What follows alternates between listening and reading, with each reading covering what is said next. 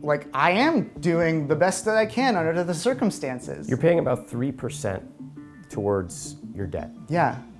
I think you could do better. But why? Here I am at Simon's apartment, excited to go upstairs and meet him. I've heard some numbers being tossed around, like $235,000 in student loan debt. Well, that's a lot, but there's always a way to pay debt off. So first I'm gonna talk to him, then he's gonna meet Doug. All right, let's go meet him. My name is Simon Galperin. I'm 29 years old, and my problem is that I have $235,000 worth of student debt from my public education that I see no way of ever paying off. This was the first year, last year, that I've made $65,000 in a year. The year before that, I made 27. My partner and I have been together for over 11 years now. We just don't know what marriage looks like with student debt. I don't want to be focused on paying off my debt.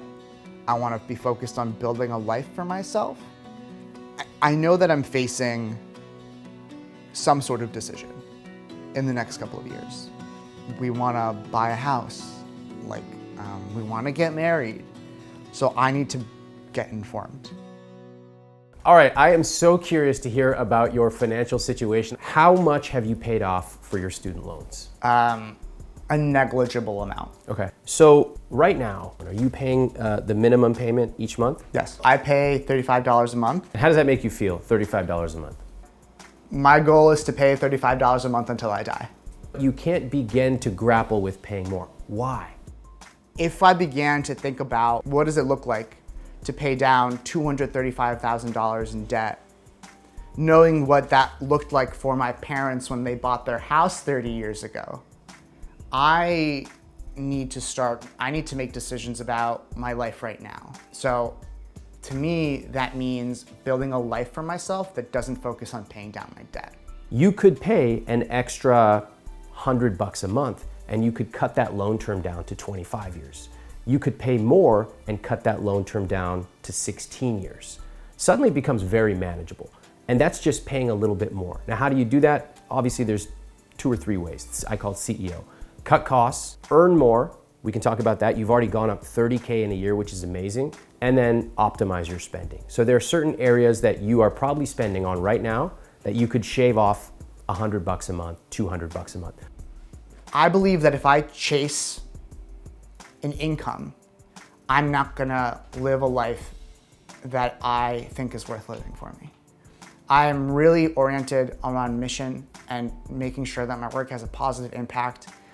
I'm not interested in seeking more income for the sake of seeking more income. And I am taking back my power, and I will not participate in that system. And maybe what that looks like is my parents passing, and I do not want that to happen. It is a cost that I will bear.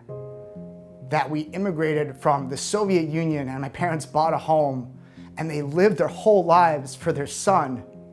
And then at the end of the day, he has to sell that house to a bank because he was intended to fulfill this dream that they had for him. I'm fulfilling the dream. My goal is not paying off debt to some company whose CEO can buy himself a private golf course. My goal is to change the world, leave it better than I found it. Chasing income is not the way to do that.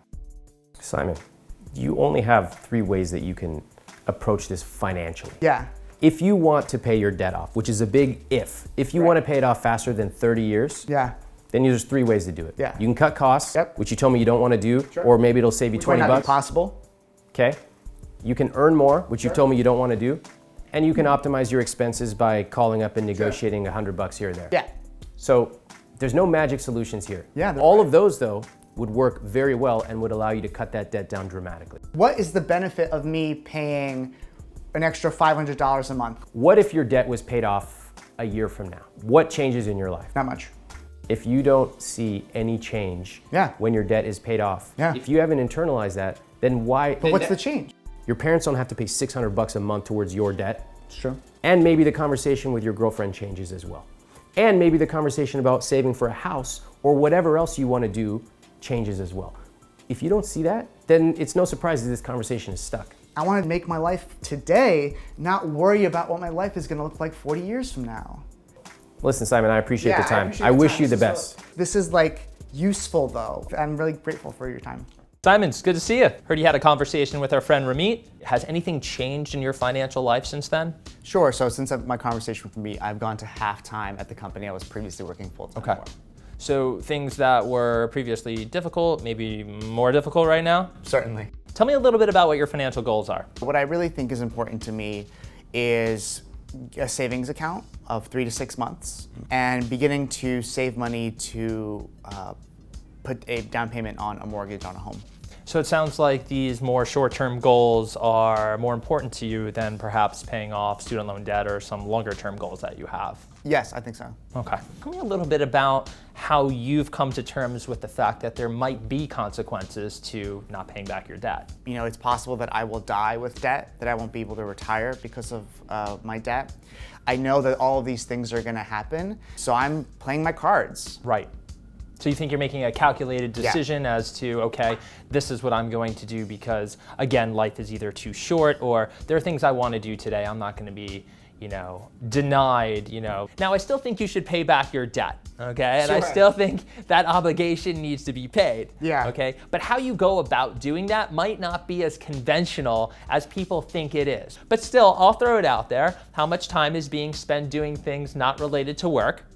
Could you take on a job that maybe you don't want to? The answer is yes, you're choosing not to, but you know why it is you're doing that. I think hands down one of the most fascinating things about the conversation we had in the context of Money Makeovers is we typically look for that solution at the end of it, that easy answer. And if there's anything I can say here is there's no easy answer. There's you, your life, and the decisions that you're gonna make. And I admire that you're taking ownership over your situation, whatever that may bring you. So for that, you have my respect. And I wish you the best of luck with everything. Thank you, John. I appreciate it.